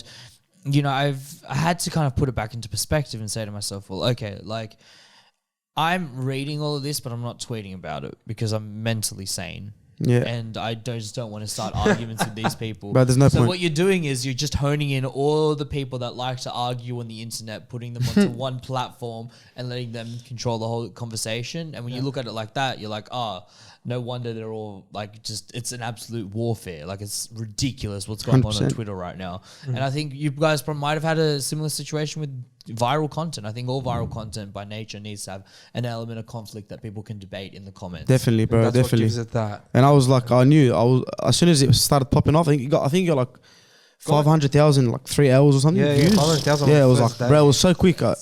And I was like, as soon as I seen that, I was like, this is gonna go pretty crazy. And I saw you post it. Like when you first posted it, I saw it go through. I'm like, oh, really nice. Like I got a heartwarming moment. Yeah. And then check back like 3 hours later, and my phone's overheating. Maybe not 500, maybe a bit less. Yeah. No, it was generally 500,000 on the I first day, and like my phone was like overheating, and I had no clue what happened. And I looked, and the video was gone. I'm like, wow. Bro, I had people telling me like, bro. Yeah. He had no clue. Yeah, I had no, bro. I had no clue, bro. I was like, what the hell's going on? Everyone's like, bro, this video, apparently everyone's talking about it. And I'm like, what's going on? I don't know what's going on, bro. And I'm just here at a pool in Qatar having some. I'm really happy we did it, and I'm really happy that it got out there. And even if it got a negative reaction, yeah, I don't care about the negative. Don't care. Like, but I just want to I don't like to ride off. I'm not Aboriginal, and I want to show a good spirit, a good positive message for them. But all the journalists asking for a story. The culture I appreciate it. We didn't want to comment on it and what it meant to us and why we did what we did. Just the journalists that. No, I understand. Yeah, because it's not our perspective, and we. Like, as much as we understand, we don't know. That was one of the things that I really enjoyed about Qatar and really felt like I got a perspective that I got that I wouldn't have gotten anywhere else in the world is I found a really deep appreciation for the Muslim culture and the way they view the world and what their religion means to them. I'm not sure either of you Muslim. Both Muslim, both of you are Muslim, right? So correct me if I speak out of place. Nah, you're right, bro. Yeah, don't worry, bro. I got you. I got you. Yeah. But I really appreciated like the amount of just absolute discipline and the absolute regard that you hold religion and then you hold Quran in your day-to-day lives. For a lot of people, it's very easy to say, oh, I'm Christian or I'm Orthodox, I'm this, I'm that, and then go do coke on a Wednesday night at a strip club. You know, it happens more often than not. Today Wednesday? It is Wednesday. Yeah. And you just didn't see that over there, man. There's a very deep rooted appreciation for the religion where, you know, most Muslims, especially in those kinds of countries, can recite the Quran inside and out, upside down, backwards. You could drill a hole in it and take out a page and go, oh yeah, that's from this part. The text has never been modified once. It hasn't been changed. It's the final word. And, you know, there's an argument to be made, well, how do you contextualize an ancient script in a modern landscape, which is, you know, that's a fair enough conversation. But the fact that they don't sway, that they don't alter, that they stay true to these values and that it gets passed on generation to generation in perfect, pristine condition. I mean, I look at that and I go, wow. It's probably the only religion left that's doing it like that. Yeah, yeah. They say that Islam is perfect, Muslims aren't. You know what I mean? So if you're gonna judge it off what you hear in the news, what you see, like, you know, an incident that could happen here or happen there, then you're not gonna really get the full perspective. But I'm happy that you got to go to a Muslim country, like an actual Muslim country. It's a different kind of hospitality. It's different, and you got like, even if it's no matter what religion you were, you were welcomed. You know, if you had questions, you could ask. You could walk straight into a mosque. I don't know if you went to Qatar, they had like a mosque event there where you, so you can walk straight into a mosque, like, you know, in the respectable manner, of course. Go ask your questions. People were open. People were just like, that's what the religion is, and that's what a lot of religions are peaceful. You know what I mean? But they're taken out of context. They might have a situation that represented the religion this way, that way. Do you know what it is? It's like you said, it's context that hasn't been changed, and because it's from like 1400 years ago. You look at it and you think, oh God, that's barbaric. But that was the way of life back then. That was what humans did to survive. And that's the teachings that got passed down from back then. And that are still getting passed down. So you might look at it and go, oh my God, that's so like out of ancient, date. It's so ancient, it's so barbaric. But, you know, that's where it came from. That's the origins of it. And looks like that's what it's going to be forever for them. I mean, that's it will never change. It will never change. That's how these people have lived their lives, and that's how they'll continue to live their lives. Yeah. And I don't see an issue in that. Like, it's their beliefs. It's how they want to live out their days, is what, you know, it's what they believe the world is. As soon as someone starts to force something, just because it's different to you doesn't mean that it's dangerous to you. Not all the time, anyway. I mean, but like he said, Islam is peaceful. Muslims aren't so much. That's right. We don't have a good rap sheet. And you mentioned those people that are, you know, Christians and Catholics and identifying as such, but they're doing coke and fucking little boys. In a strip club on a Wednesday. I mean, we've got that same thing. You know, people. Nobody's perfect. Go to prayer on Friday, and then Friday night they're at Marquee. Yeah. You know, I mean, we have that as well. I mean, people. Rest in peace, Marquee. People aren't perfect, but if every Muslim followed the Islamic script exactly how it was meant to be followed, they would be the most loving, peaceful, and hospitable people in the world. That's what I'm just happy. I'm just so happy that my favorite sport, which is the biggest for me, the biggest sport in the world. That's not even an argument. I don't know. Someone's gonna give me a fact check on TikTok. I don't know, but I'm happy that my favorite. Actually, cricket. Actually, cricket. You know, it's you know Tom Brady. Big Bash in 1968. Nah, I'm happy that you know the Super Bowl. Don't talk to me about no Super Bowl, man.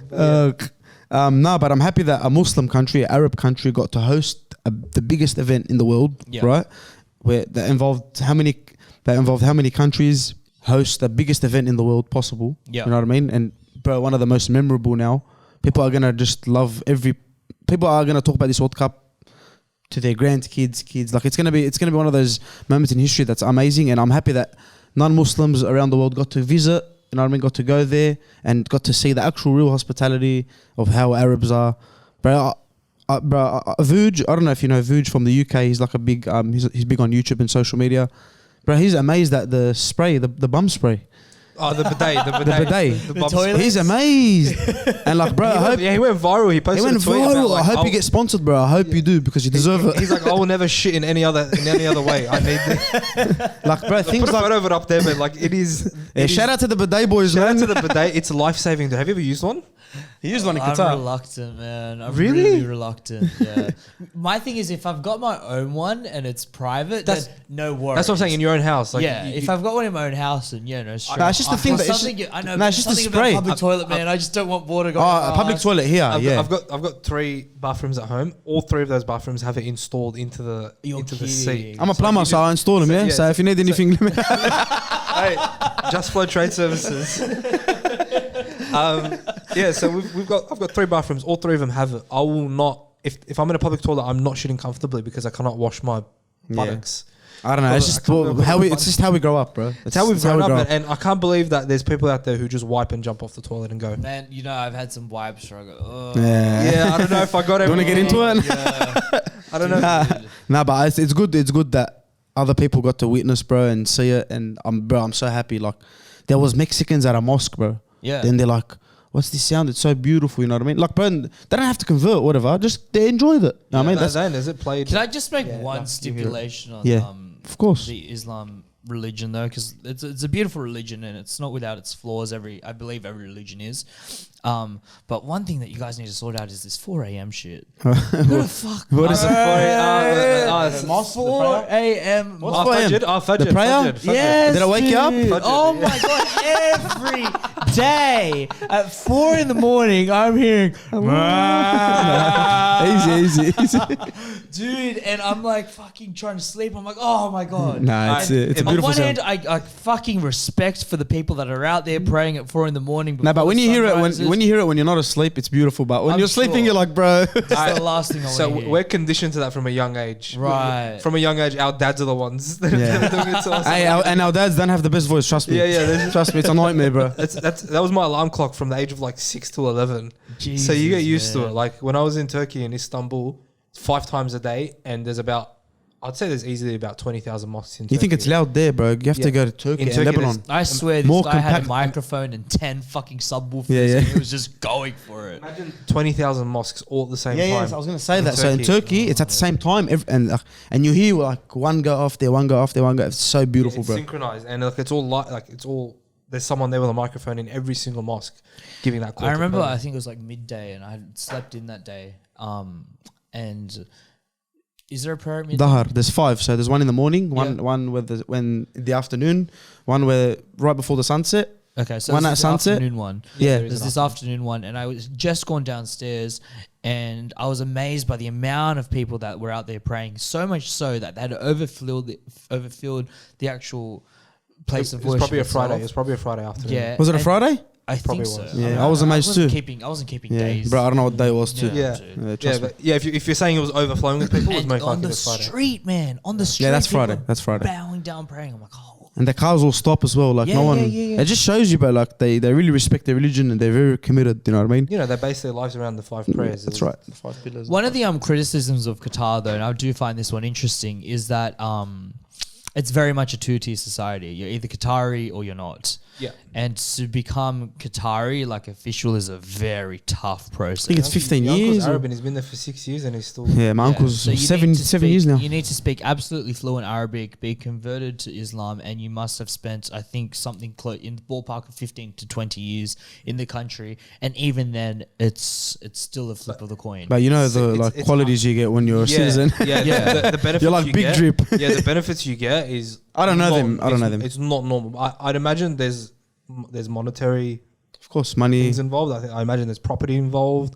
You Well, get a that's the stake. thing, right? Because if you're not Qatari, then you can't buy property. No. If you're not Qatari, you can't do certain things that a Qatari would, and it is very much a 2-tier It society. is a new country too. And it's not that- it's not that brand new old. country. Yeah, and like But I think if you went, I think like I was speaking to Tracy Holmes and she's like to me, in 2005 there was one hotel here, Yeah. like one hotel, the Hilton Hotel. That was the only thing here. you should Google images of like Dubai, Qatar, Abu Dhabi, those countries Yeah, you're freak. You're freak. 15 Like, years what the ago. hell? Like, 15 years ago, 20 years ago. Yeah. Nothing, dude. Just desert, dry, barren land. Like these cities have literally spawned. Like Dubai is now like I see a lot of people going on holiday just to Dubai. Yeah. It's now a literal It's a hotspot. location. It's got everything. Yeah, it used to be like a crossover. Like you had to go there and then go somewhere else. Yeah. Now people stay there. Like people go there for like 2 weeks. Like it's become like they've just Shout out spawned. Mirza. He met Zlatan Ibrahimovic while he was in Dubai. Oh, Anyways. really? Yeah. Side story. Yeah. Nice. Wow. If I ever met Zlatan, I'd be over the moon. He's one of my, I hate him, but I just love him. The only bloke I met was Gary Neville, and it was the biggest wanker I've ever met in my life. Tell us about that. Tell us Biggest about wanker. that. What happened with Gary? I don't know. I put the photo of him. I don't know. Took the photo with Maybe. him, I'll send it to you. I don't know if it was like. So where my uncle lives in Qatar, you were there. It's quiet. You were there, and I think the afternoon, right? Where it was a bit busy. But in the morning, bro, literally from after 11 a.m. it gets busy, right? That's when the people start coming in. Whatever, there's cafes, it's a marina. But I was there at 8:30 in the morning. I was just go on a morning jog, get a coffee, and I just look up and I say Gary Neville. You know what I mean? I'm like, oh, mad, bro. I'd be mad to like speak to him for the couch, get some content or just a photo or whatever. So I'm like, hey, can I get a photo? And he's just fully ignored me. It was him and Jeff Shreves, the voice of FIFA. Fully ignored me, and I was like, bro, straight out, I'm not gonna I have to get a photo. Like the guy's right in front of me, you know what I mean? Yeah. I watch this bloke every single week talk shit, you know what I mean? And I'm like, can I get a photo? And he's like, yeah. And he was just so irritated, so like annoyed. I swear when he said yeah, I was like, fuck, I didn't want to. I wish I didn't even ask. I wish I never asked. Yeah. So, and what did he? Just took the phone off? And then I gave the phone to Jeff Shreves because like, whatever, you want to take a selfie? I don't know what it was. It was just like so quick. Yeah. And then like he's like, nah, I'll take it. And he full snatched it out of Jeff's hand. Like, I'll take it, whatever. And I'm just looking at this bloke like, bro, this guy's actually a wanker that everyone says he is. You know what I mean? Yeah. I've heard stories like. Yeah, that's not the first story. I've heard stories, and I understand maybe people like put the camera in his face or whatever, but like, bro, I was just going for a jog by myself. I asked the most politest way. I know how it is for a celebrity, or not. I don't know how it is, but like I know how they feel. You're a celebrity now. Nah, not really. Nothing. Nowhere near, bro. Please don't ever. He wants to be. Nah, but like I know that it would annoy them, bro. They can't go eat. They can't do nothing. Yeah. But you're in a place where nobody knows you. Like it's very rare that someone knows you. Yeah, there's always that. Like when you see a celebrity in public, like you always have that hesitation. Like, Yeah. should I ask him for a I've photo? seen footy players, bro. I've seen footy players. I've seen like, yeah. I've seen. Oh, we went out that night to Coogee Pav and we ran into all those Parramatta Yeah, Eels no, players. bro. I'm And just I like, saw it. Yeah, like I was Well, you speaking. use celebrity very loosely if you're talking about Parramatta Eels. Like players. Nah. for Australia, that's A grade. Like it's A list in Australia. Compared like our celebrity scale, we've got our own scale. Footy players are pretty much at the top. But we're at Coogee Pavilion, and I don't watch footy, so I don't know who these players are. He's like to me, oh, they're Parramatta players, and I'm standing next to them, and one of them's like with me. He just played in a grand final, and he's having his drink, and he's like, "Oh, you come here often, bro? How are you?" Like Yeah, I'm full talking to him, and then there's like people coming up and saying, "Hey, bro, can I get a photo? Can I get a photo? Can I get This a photo?" guy's tripping out. What's going on? And I'm like, "What the fuck's going on?" And then he's like to me, "Oh, they play for the Eels." I'm like, "Oh, okay." And like you see them get irritated, like they're just trying to enjoy their night out. Yeah. They're just trying to have a good time, and they're just constantly getting harassed for photos. Yeah. So I get it. But you still don't have to be a dick. No. You don't So have to be. listen, he did that. This is what pissed me off. I'm probably. I hope one day you get famous and we can cut back to this footage. And, like, And he's punch bashed the the- paparazzi and he's bashed the fucking. I've done a Kanye, like go fuck yourself. No, but like he took the phone out of my hand, like, bro, a bit regressive. Like I'm like, this bloke's angry. Someone pissed this bloke off, bro. Yeah. Straight up. Now they probably didn't say hello to him again. I don't know what it is. I don't know what it is, but it's fine. Like, fuck you, Yeah, I but- can't get that exclusive. But it's fine. And then I'm like, as he was taking the photo, I'm like, you probably don't like me because I'm a Liverpool supporter. Yeah. Trying to Bro, throw some banter. Trying to have a little laugh, you know what I mean? The way he like, bro, that guy didn't even flinch. The guy didn't even like nothing. And I'm like, So he just walked, didn't say so bye. he took the photo and he just gave me the phone and he just walked off. And I just, and Jeff Shreves guy was the nicest bloke, smiling at me like, yeah. I just want to listen to him talk Yeah, all day. yeah, he's just like smiling, and I'm like, bro. Cheers, Jeff. I'm like, I wish I actually, I was spewing, I didn't do this. I wish I walked up to them and I gave the phone to Gary. I'm like, can you take a photo of me and Jeff? So he lives right where we were. He lives, that's where, or he stays there, Gary Neville. So the most famous person I ever met was Title Vasa. Oh, cool. The best. Yeah, and I bumped into him randomly while I was at work in George Street in the middle of the city. So I was walking, getting some lunch, and I smelt this aroma. A beautiful around me. green aroma. You know what I'm talking about. Mm-hmm. Yeah, a beautiful aroma around me. And, I started looking around, like, where's that coming from? And then I noticed some really big guy with, like, tattoos on his legs walking, like, and I could see his back, and I'm like, that's not Bam Bam. I ran up to him, and I looked, and his missus looked at me. I'm like, is that Bam Bam? She goes, yeah, that's Bam Bam. And I'm like, oh my God. I'm like, dude, how are you? It was right after the Derek Lewis fight. I'm like, dude, how are you? What are you doing here? How you going? It was Jade. I was Jade up. And I'm like, bro, can I take a photo with you? Like, I don't want to invade your privacy. I know, like, you're having a night out with your day out with your family, but like, can I have a photo? He goes, oh yeah, come here, bro, all good, cuz. And we're taking a photo, and we had banter after the photo. I'm like to him, I'm like, damn, bro, you're not that tall in person. And he's like, am I good looking at least? I'm like, nah, I think I'm good. I'm better looking. Like, people like that are like happy. Here's the thing, right? When you hit a certain level of success, the only reason that you're able to perpetually stay famous and perpetually able to stay relevant is because your fans are talking about you. Yeah. There is no other way that you're able to succeed in this business for so long if especially your fans aren't talking about you. Especially MMA. Yeah. There's so many good MMA fighters, so many ways that you can become irrelevant. You lose 3 fights, no one knows who the fuck you are. Exactly. Now Ty, if he loses 3 fights, he's still gonna... People still love him, bro. People still want to see him. Exactly, because he's a man of the people, because he represents what Australians in particular care so That's what's the most important thing, bro. Yeah. You know, who's gonna buy your merch? Your fans. Exactly. Who's gonna pay support your to watch you? Your fans. After the fight game. It's not just about the sports, about after too. Like, bro, a lot of athletes, a lot of sports people do things later after the sport where that could be their livelihood. Like, that's their make or break. You know, you see a lot of footy players, soccer, whatever it is, go broke, become gamblers, whatever. It's the fans that keep you up. They keep buying your stuff. They keep supporting you. They want to see you. They want to hear you talk. They want to hear this, that. Yeah, you open a restaurant, they'll come visit. Yeah, so Gary Neville's a wanker anyway. But more of the story, title of us. Tag him too. I don't think he'll reply because he's too good, but tag him as well anyway. He won't reply. Nah. Yeah, Gary, you're a fucking bitch. I asked a few people and they're like, yeah, that's how he is. I'm like, oh. Yeah, I've heard a few stories about him being a dick. But like, I get it. I completely get it. At the same time, it is what it is. I mean, you've been in the spotlight for like his whole life. Yeah. Since he was a young kid, he was in the spotlight. See, that's the point. I think there's a point of like escape velocity where I don't expect that from celebrities anymore. Like when you hit that, I don't know, when you hit that like Joe Rogan level of fame where it actually genuinely becomes dangerous for you to go out in public, or like, you know, even more extreme, you hit like a Ronaldo and Messi walking around. I get it. I would never like, bro.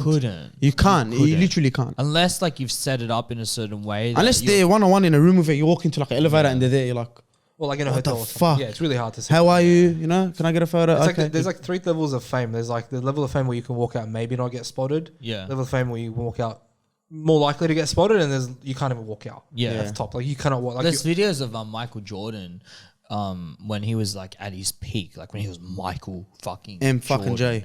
Yeah, and he was like absolutely pressed. He was absolutely like he couldn't even get out of his hotel room because there was just at least 50 paparazzi with flashing lights. Michael Jackson too. He was just there like smoking a cigar with like a trophy or whatever. Yeah, like and it was just like, dude, like that. Yeah, that's crazy, trapped. Yeah. That's crazy. Like imagine we couldn't leave this studio now because there's too many people. Like we literally had to like get a police escort out of here. Yeah, you're struggling with that mic, son. Yeah, bro. The ones we got at our place is a bit different. This is like high level stuff. Look, I gotta upgrade my shit, bro. Yeah, I gotta upgrade my shit. If you see new mics on the couch, you know why. Yeah, Lucas' fault, bro. I got jumped. Nah, bro. But yeah, no. Look, to echo what he was saying about the fame. I actually forgot what I was going to say. So well, I think the pinnacle of that was probably like a Michael Jackson character where it was just ridiculous. That was just too much, bro. Swarming his what about the Beatles as well? I don't know if you've ever seen. I haven't. Fuck me, that's when were you born, bro? Nah, so I actually I went to the Beatles museum and I actually found all this out. People would literally faint like seeing them walk past. Michael Jackson. Like, girls would literally faint. Bro, that was Michael Jackson, bro. Michael Jackson was next level. Yeah, it was little kids that were fainting. Yeah. Unbelievable, bro. Different kind. You're fucking. You're fucked. Nah. Oof, maybe not. Maybe not. Nah, but yeah, but everyone has their different kind of fame, the way they deal with it. But yeah, still a wanker. Not gonna let that one go. So you boys are out there producing content, doing your thing, recording a podcast. Hitting the end of the year, what are we looking at for 2023? 2023 is going to be, I said it on the episode that's dropping tonight, or we recorded a couple of days ago, 2023 is going to be massive, bro. Like, I have a lot of goals. We have a lot of goals. A lot of things we want to do, but we want to try and get, I don't know how to explain it, but try to like target main sports on separate days so people are watching on a more, you know what I mean, more like Mondays this, Tuesdays this, Wednesdays this, till it becomes a routine for them. They watch 20-30 minutes of thing. Get into that, get into people's actual interviewing people, having some guests on, you know, interesting people. You could be famous, you could be not famous, whatever it is.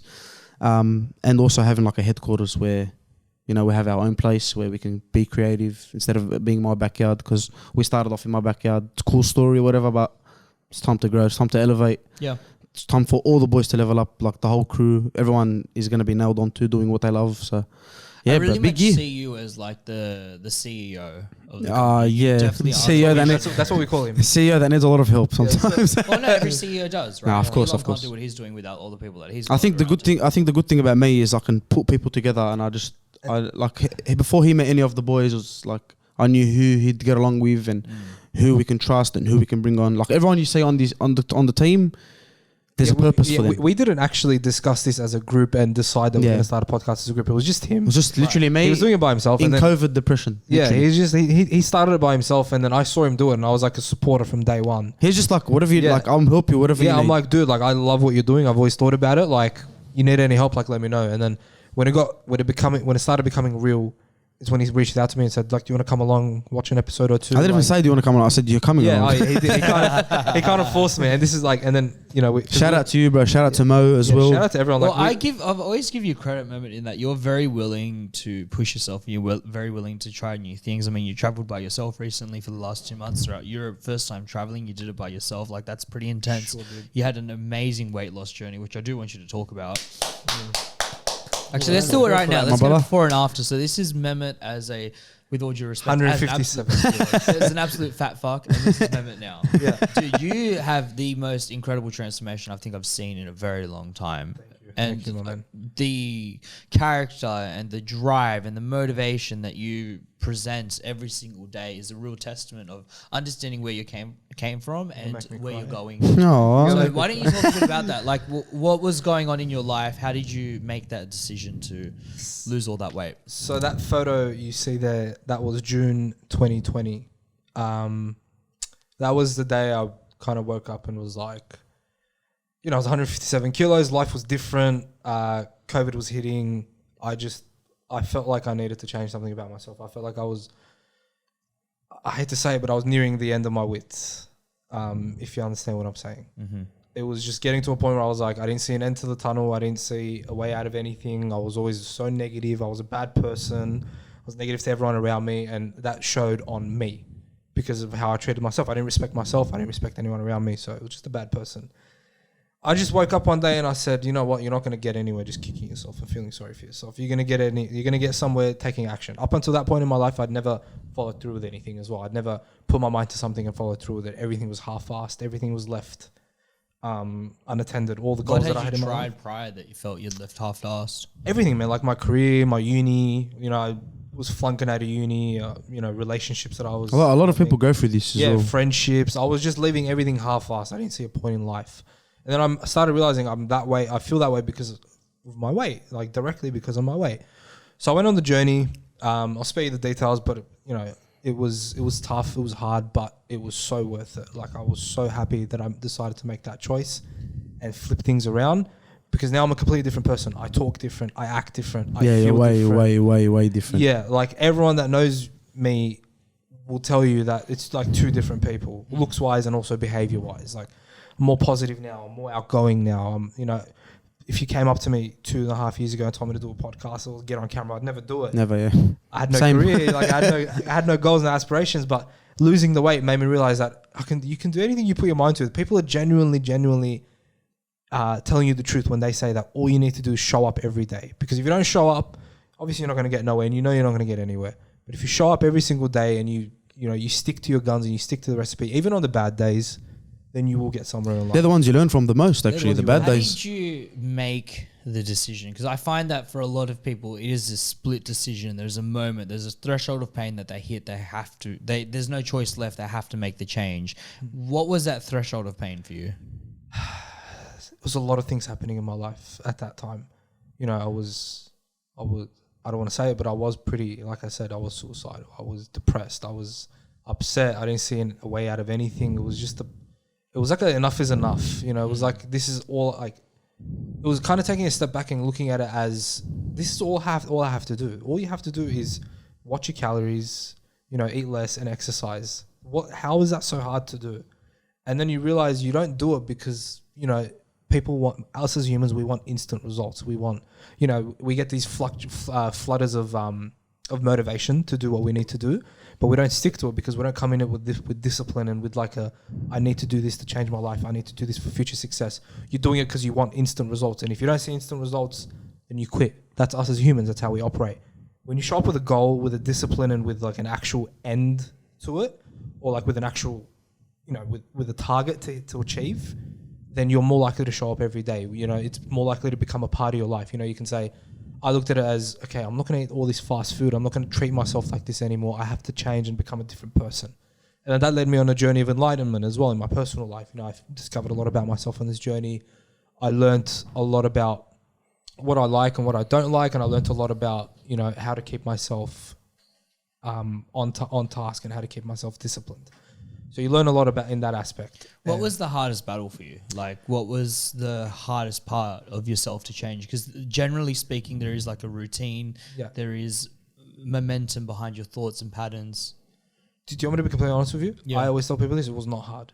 Right. It was not hard. Once you get zoned in and once you lock the fuck in and once you start putting in the work and you start seeing your progress and, I think it's I just think it's the mental side. Yeah, that's it wasn't even hard though because once you lock in... No, but like you have to really, I don't know. You have to really want it. You have to really You have to understand what's happening first. You'll be surprised to learn about yourself that once you want something, getting it is very, very easy. It doesn't matter like what you have to go through because you will endure that. And as a man, and I'm going to sound like Andrew Tate a lot here, but as a man... Like that's what you need to be. You need to, even on the days where you don't want to get out of bed, like you need to show up. Like David Goggins said this as well. Like I don't want to do this shit. I don't want to eat chickens and vegetables and rice and go work out. I'd rather be at home and chilling. But I'd rather be at home chilling and eating ice cream and enjoying life. But you can't live like that. Like you can't be that comfortable, and you can't make you put yourself into that situation. You've got to get out of it somehow. And the reason I say it was really easy was because I wanted it more than anything in this world. I wanted to lose that weight. I wanted to be healthy. I wanted to start training MMA more than anything in life. So making that sacrifice was nothing to me. Yeah, you have to make sacrifices, but if you accept it and you learn that this is the life that you're going to live now and this is how you get to your goals, then it's very, very easy to do it. Respect, man. Fucking hell. That was bars right there. Yeah. I love him, mate. I love this guy so much, bro. Yeah. My right hand man, straight up. You, Mo, all the boys, I love yous, bro. Inspiration, bro, right there, bro. Honestly. Nah, look, it's, and I try to pass that inspiration on to other people. I've got a few people who I work with directly to get them through weight loss, and they're doing amazing. One of them as well. And they're doing so well. And what I drill home to these people is like, it's with you, man. Like, it's not about the process. It's not about the recipe because that's all there and that's all really easy to follow. It's just like looking, okay, 2,000 calories, hour of exercise. That's all I need to do today. It's two things. It's just about showing up every day, even on the shit days, even on the days where you wake up, you go, fuck, I want Maccas. But it's the same thing with podcasting. Like with you stay consistent. You know what I mean? Just showing up every like day. in anything in life, bro. Like you just got to be consistent. And it translates, man. And it translated to my career. It translated to my travels. It translated to my life experiences. Dude, I think I really find that if you can find a way to enjoy the suffering and if you can find a way to derive pleasure from that and let those be your serotonin hits, so you're just getting all these dopamine receptors that are charging from you publishing a video or you hitting the gym or you playing that game of football.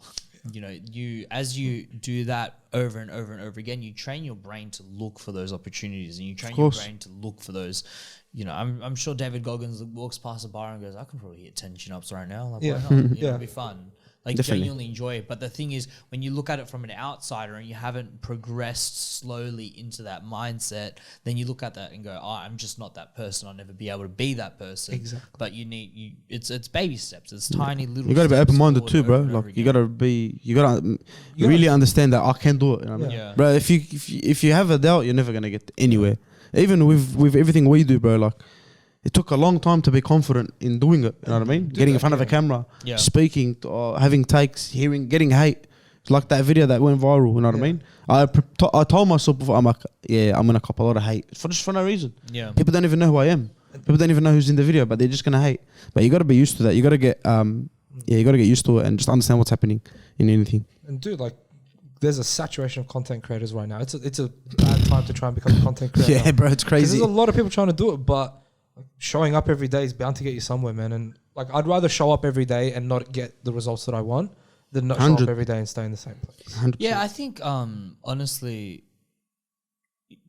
for aspiring content creators, and this is probably a message that I wanted to hear while I was on the come up. I'm still on the come up, obviously, but I always found that it's never too late to get started. It's never too late to going. There are plenty of eyeballs. There are plenty of listeners. There are plenty of people that will engage with your content if you find the way to package it right, if you find the way to do it properly. There's 7 billion people in the world. To get 100,000 people to listen to your podcast weekly isn't the biggest achievement of all time. Yeah. But it's still something that's respectable, and it's still something that's notable, and it's still something that's to work towards, you know? Of course. And you know, if you content create for more than 2 months, you're already in like the top 5% of content creators. most podcasts don't make past episode 10. Yeah.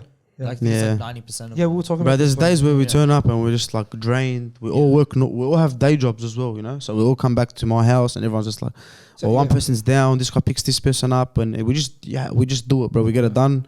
You know, we be consistent. We be ourselves too. It's not like we're faking a smile, or if we're tired, we're going to tell the camera. Well, that bro. translates. And I feel like the content we have now, like sports content, it's never ending. Yeah. Every single week we sit in the chair and we say, damn, what a weekend of sport we've had. Yeah. It's never ending. There's always something to talk about. There's something there for everyone. You know, we've got Formula One. We talk about Formula One. We talk about UFC, MMA, boxing. NRL too. You guys, this is genuinely asking for my own selfish purchases now. How do you guys stay on top of all of it? Bro, we love sports, bro.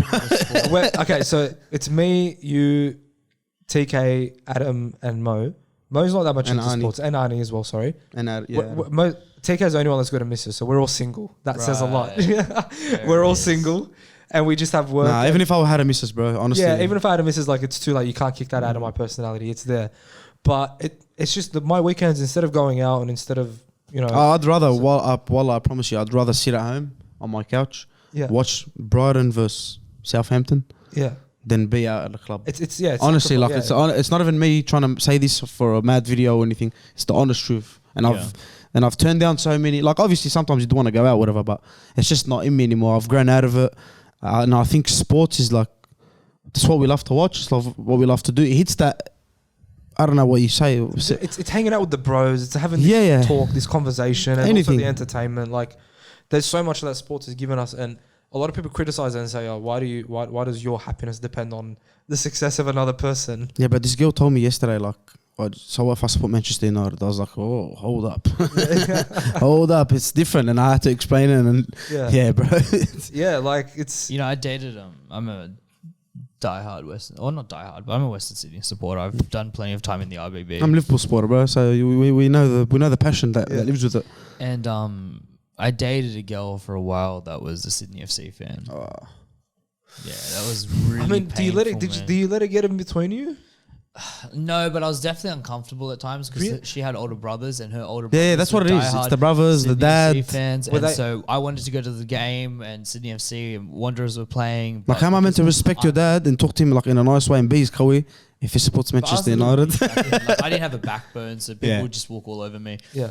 And I remember, like, I wanted to go to the game and she wanted to go to the game, but it was like this whole thing. Do you sit in the RBB or the Cove? Like, Exactly, right? Yeah. And I'm going with their family and they all want to go to the Cove, so I kind of just have to shut the fuck up and put up with it. Yeah, nah. And then I remember being in the Cove when Sydney FC beat Western Sydney Wanderers. Which one was that? Was that the pitch invasion day? I think it was the one you got banned at, actually. I think it was that same game. It was so funny because her brother just came up to me and kissed me like, yeah! Yeah. And I'm like, that was Broski's last minute winning goal, yes. And I remember like just feeling so like gutted and heartbroken. I was like, never again with the Sydney FC fan. Yeah. Never again. Same thing with Bulldogs and Parramatta. Like, it's just rivalry, and it means so much more than what people think. I can't believe it transcends into personal relationships. No, it really did. It does. Well, it does. I think that was the beginning of the end of the relationship. Oh, we're glad about that. Wow. No shade. Wait, I don't want to. That was years ago. She's moved on. I don't want to open up old wounds, but was that part of the reason why she's considered an ex now, or was there other things? Look, there's a lot of reasons as to why. Damn, bro.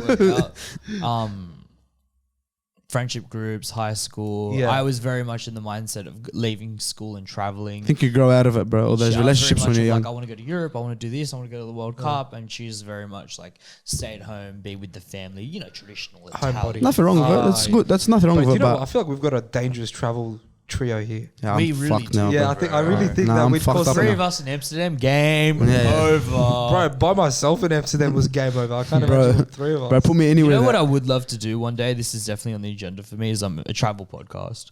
Yeah. Take 2 microphones and a recorder. That's one with of our me goals, actually. wherever Yeah, we go one of our and just goals. fucking travel the We're world. actually man. talking about this in the car. On the way here, said literally. Yeah. I actually said with the content we're making, I don't care if it does not pay the bills. I don't care if I don't make any money from it, as long as I get to travel the world and watch football, and I get to do it while working. Yeah. That's the only goal that I have for this content that we're creating. Now, is this to- whole couch thing started off just trying to spread a good message, speak Yeah. to interesting people, but most importantly, target the youth. You know what I mean? yeah, Like and the to younger. get more people involved with soccer. And then there's football, what sorry. better way to do that with sport? You know what I Yeah. mean? Because after your party life, after your your lovey-dovey phase, when you're younger, you get a girlfriend, you're so Yeah. excited. After You fall in love with Ivy and Mark. market, IV, drugs, alcohol, whatever, gambling. You go through all that, and then the last thing that stays in a lot of men is a sport. Yeah. They're genuine. It's the most. You'll see bonding like thing. a 50-year-old. I will just put a disclaimer in this though, that if you are going to become a football fan, if you're going to start going and enjoying World Cups, please be aware that it's going to cost you your mental health. As a Uruguayan supporter, going to the World Cup, putting my whole life on hold for 3 weeks, my heart was broken 3 times. When we drew against South Korea and played absolutely dreadfully, Uruguay looked like they had no business being Yeah, that in was there. so bad, bro. It was so bad. South Korea was sharp and on point. They couldn't convert. And, we got unlucky and we hit the post twice. But still, like, you looked at the performance of our game, it just wasn't there. We didn't look... You want to deserve a win too. You know what I mean? Exactly. So we draw against South Korea. Then we go up against Portugal. Arguably the toughest game. Toughest game of our group by far. And we didn't perform well, but I don't think we deserved to lose 2-0. Benson Core should have scored that run. He should have scored that. Oh, Bentancur. Hey, he's such a good. Hey, he's such a good player. I think he He's- was the standout Uruguayan player. Yeah, everyone was like Do you know what? Valverde. I'm like, your coach did Uruguay- not use him properly. Uruguay back in the Forlan days. That's memories for I met for me. Forlan. He met him, yeah. Did you? Yeah. He was there at the museum. I never got to go to the I was museum. There you go. I was a Spewing. massive Atletico Madrid fan, so Right. Forlan's one of my favorite players. And watching him at like the 2010 World Cup, what he did with the Jabalani, Yeah. That was his ball, bro. Memories. that was his Memories. ball, Like, that bro. was Uruguay's golden era. Was that 2010 World Cup Yeah. team? Yeah, you had Fernando Muslera in goal. Yeah, Diego Godin on the come up as Damn, well. you know your ball, bro. Come on, bro. You know your ball. I only associate with people that know their ball. Yeah, That's come cool. on, I know my ball, man. Yeah, like they had some serious talent, and Suarez was just coming onto the scene back then. So like, It was sad. It was it's sad. a different era now. Yeah. It's like I can't name a Uruguayan player other than Darwin Núñez that's like got like a massive name and like a lot going for them. No, but it was sad. It was actually so sad because you had a Valverde's Real bro. Madrid's best player. You need a good team. compared to the Forlan days. Ah, right. Yeah, but okay. for a good team, you need like the spine needs to be good.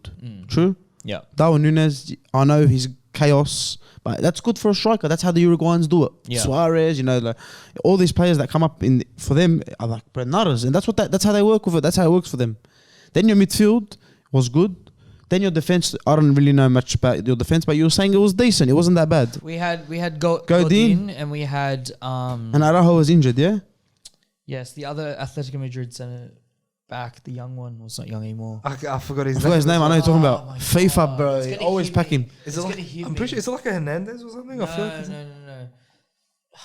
I'll get Google that right now. Forgive me. This is gonna hit me. That's later alright, on but- and I'm gonna hate myself. But they have Googling they have right a now good for you. spine. You know Yeah. what I mean? But they just set up like opposite to the character, like the characters that their players have. Not meant to be set up that way, bro. You're not meant to play a defensive role. you can't come up against Jimenez. Jimenez, Bingo. yes, there you go. But like you have Núñez, he's quick, he's pacey. You got Valverde, he's solid. He can play anywhere. You got Bentancur, he's flashy. Yeah, playing Valverde as a 6 was a crime Horrendous. against football. It was a crime against football. Going up against Portugal with a defensive line of 5 was a crime. I still remember football. messaging you as soon as they changed. Yeah. I think it was the next game. Oh yeah. As soon as the lineup came out, I said sexy formation, and they Yeah. performed unbelievable. Unbelievable. The last game against Ghana, they Yeah, played yeah. well. We have the best player in football right now, in South American football rather, in the local leagues, in Rascaeta. He's voted Brazil's best player in the Brazilian league. He's an absolute killer. How old He's is he, an 15? assassin. No, he's 26, Oh, 27. Yeah. He's an absolute gun. Never gets started for Uruguay. Never gets, any shine, any moments. Brazilian team wanted him in their national team, and he said, "No, I'm going over to Uruguay because I'm Uruguayan." And we've had him on the bench for years and years and years. They put him on against. They started him against Ghana. He played an was that the striker? amazing game. Scored 2 goals. Was that the striker? Yes. Scored 2 goals. Yeah. Killer goals. I'm telling you, Killer man, goals. South American players are just different gravy. But man, You have to have a coach that knows how to use them, bro. That's the Yeah. most important thing. And then we got dicked. We got absolutely. Yeah. I don't care what anyone says. We got dicked in that World Cup. The penalties were The bad. penalties against Cavani and the penalty against Nunez were way harder than the one that Ghana got in that World Cup. FIFA didn't want us through because FIFA wanted a Portugal, Argentina grand final. It's a grand conspiracy. I don't care what anyone says. It's the truth. It is the truth, man. They genuinely, I think they were pushing for that. They really wanted that to happen, and Morocco got some hate because. I don't think so. I don't think so. No. I genuinely. They would have wanted that. Everyone would have wanted that. I genuinely think when But they seeded the teams, they intentionally. Oh yeah, opposite ends of the seating Opposite ends of process. the I mean, I don't believe it, bro. I believe it, man. FIFA's corrupt, bro. They are. I watched it. I watched it. I loved it. I loved it. It I watched was it on the amazing. plane. I watched it on the plane, and I told this guy to watch it as well. I watched it like dude, 3-4 days ago. I was like, bro, this is crazy, bro. Yeah. But bro, any organization that big is corrupt. We're Bro. actually going to do a video. Yeah. About football for people that from a perspective that don't know the sport at So all. you don't have to watch the documentary. You don't have to watch the documentary. You just watch a 30-minute couch video, and we're going to fill you up on everything, every season of football so far. Guys, if they want to find the couch episodes, where can they do so? Aljbehs Couch on Instagram. There's That is AJIBEHS. You can't really see the Couch. jersey, but I'm wearing the thing. We drop every Wednesday 6 p.m. A weekly wrap up of all the sports that happen over the weekend, and then Thursdays the vlogs drop for our soccer team or football team, as they say. Our YouTube, we've got TikTok, Instagram, Facebook. So hit us up on all of them. Give us a follow and a like and a subscribe. What do they say? Like, subscribe, follow. We've got 2 episodes a week now, but we're gonna have so many more next year. So can't wait to. And we're gonna get Luca on. You want sporting content? I wouldn't trust anyone else with it. These guys know Thank you, my bro. their sports inside out. It's all they care about. It's all they talk about. They fucking Suey did my head in with all the ball talk by the end of it. He does my head at 3 a.m. bro. 3 a.m. Bro, at 3 a.m. I'm having tactical conversations this with guy this gets guy. like a random phone and goes, bro, do you reckon Klopp's gonna buy this guy? I'm like, dude. I messaged him yesterday, and I'm like, bro, I can't believe Messi won the World Cup. Like, Is that like, bro, 12 He's a.m. like, go to fucking sleep, bro. It's like 12 a.m. bro. He's like, bro, I can't believe Messi won. I'm like, bro. Okay, we spoke. It's They're just the passion, real deal. bro. They mean it, and they're gonna produce the best footballing and sporting content in general, and that's coming from me. So honestly, thank you, My guys brother. I for all the work. appreciate you, bro. Thank you for having us on. Keep killing it, bro. I love it Number all. one podcast in the world. Number one Pleasure podcast to in the be world, Lucas Podcast. We're gonna get him a jersey too, so he can rep it. Yeah. Rep it all the 100%. time. So All right, thanks, guys, guys. smash the subscribe button. We're still on. Are we track on the to- journey to 1,000? We are on the journey to Yes. 1,000 subscribers. So if you haven't done so already, Come on, man. smash the subscribe button. We're so fucking close. Oi, now look here. Oi, close. how How much is many? it? How much? How many? 742. 742, bro. 1,000. Come You're on. telling me there's not, my maths is bad, there's not 260 people out there that can just subscribe There's right 260 people watching this right Come on, now. bro. If Come all on. of you just went and did it. now. Smash it. Smash it. It's simple. It's Right all. Thanks, Luke. I appreciate you, my brother. Subscribe. Let's go. Bro. That's it, guys. Thank you.